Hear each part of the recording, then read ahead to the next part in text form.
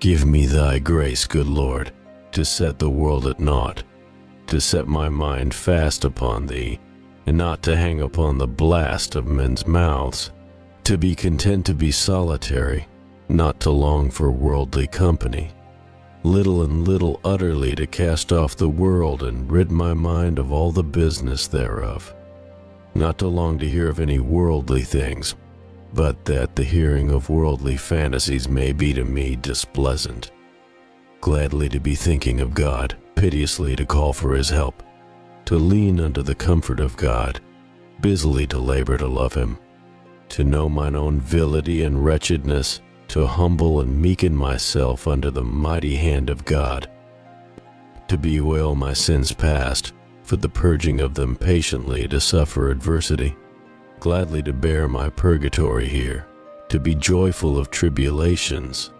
to walk the narrow way that leadeth to life, to bear the cross with Christ, to have the last thing in remembrance, to have ever afore mine eye my death that is ever at hand,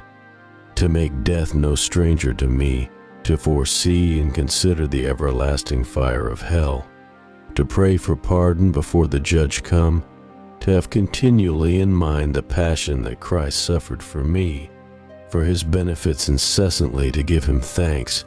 to buy the time again that I before have lost, to abstain from vain confabulations, to eschew light foolish mirth and gladness,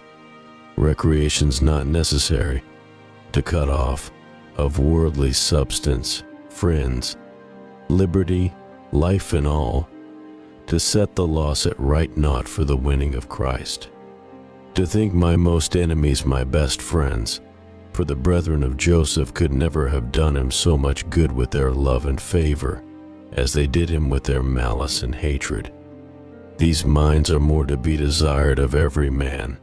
than all the treasure of all the princes and kings, Christian and heathen, were it gathered and laid together all upon one heap.